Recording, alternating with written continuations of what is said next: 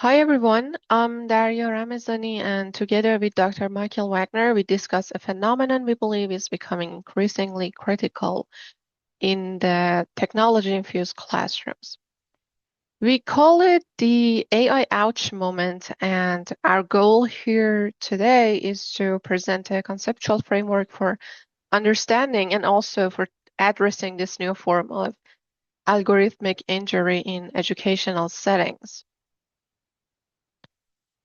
This is how ouch moment is defined. They are brief exchanges where an indignity, insult, or slight is expressed, whether intentionally or not, from one person to another. The current discussion around AI in education often misses this critical human dimension. It's frequently a binary debate between utopian tech, technological bloom and dystopian fear. Actually, what we lack is a precise language to describe the lived negative experiences. Now, to fill this gap, we turn to psychology. As I mentioned, the term ouch moment describes a brief, painful interpersonal exchange. We adapt and expand this concept to define the AI ouch moment. And that's a critical event where a student or educator experiences a direct and emotional consequence from an AI system's actions. Our contribution today is to formally define this concept and propose an initial typology to help educators and institutions identify and respond to this emerging form of harm. You might have experienced it before. Like a teacher discovers half her class has submitted essays with the same hollow perfection and the same structure. They're all ChatGPT's words, not her students. She describes the feeling as a punch to the gut. Or a student flagged for plagiarism by an AI detector on their original work who breaks down. They're unable to argue against the black box. These are not mere technical frustrations. They are moments of harm and disappointment. When a human causes harm, we can argue, we can seek understanding, but when an algorithm inflicts damage, we face a void. There's no intention to interpret, there's no clear accountability. This impersonal yet intimate nature of algorithmic harm is what we need to address. Because these AI-induced harms are so new and they are actually deeply personal, we employ autoethnography as our foundational method. Uh, this approach allows us to use our own lived experiences as educators, along with the narratives we've got and we've heard from students and our colleagues to understand this wider cultural phenomenon. This method is suited to capturing the emotional weight of such ouch moments. The typology we are about to present emerged from these stories, identifying recurring patterns of algorithmic injury. We have identified three distinct yet overlapping categories of AI ouch moments. We classify them as the psychological ouch, the existential ouch, and finally the systemic ouch. I will now explore each of these in detail. The first category is the psychological ouch, which concerns harm to our cognitive and intellectual selves. This often follows a subtle trajectory. It begins with cognitive uploading, like, for example, using an AI to summarize a text. This can slide into learned dependence, where a student no longer trusts their own ability to write a paragraph without assistance. The ouch arrives during an unassisted exam when they realize they've forgotten fundamental processes. And the final stage is learned helplessness. That's a deep ouch of submission where a student feels so outmatched by the AI that they stop wrestling with difficult problems altogether. There is a specific variant of this, and that's what we call the epistemic ouch. It means the betrayal of knowledge. It is actually like a mini category that goes under psychological ouch. Like when a researcher receives beautifully written but entirely fake citations from a language model, and that's not just an error, it's like a violation of the trust we place in such tools of knowledge. The second category is called the existential ouch. It actually cuts deeper than capability. It touches on meaning. When a student uses AI to generate an essay, they may experience a sense of disconnection. We frame this using the classical concept of alienation. First, there's alienation from the product. They look at the text and don't recognize it as their own.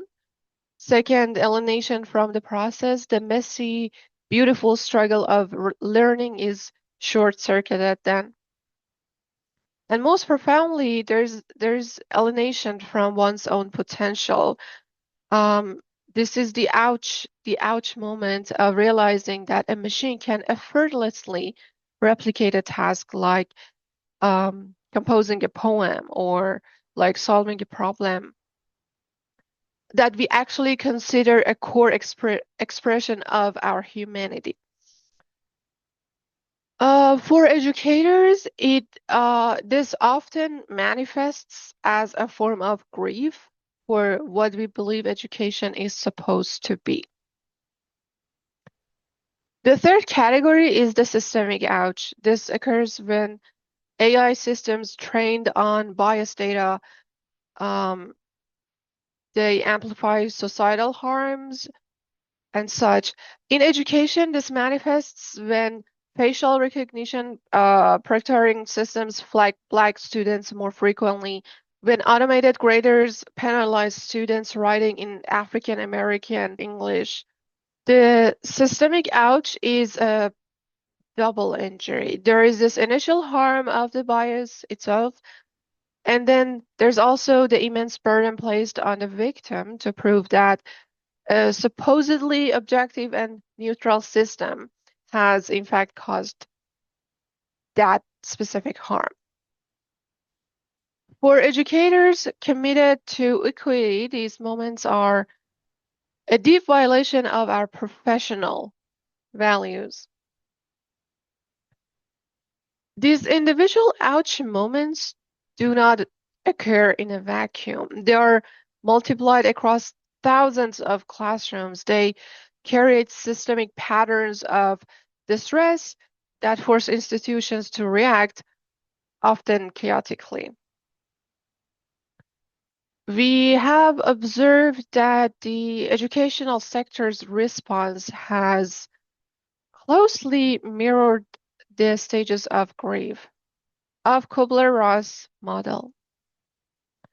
There was initial denial and then came anger with calls to ban the technology altogether.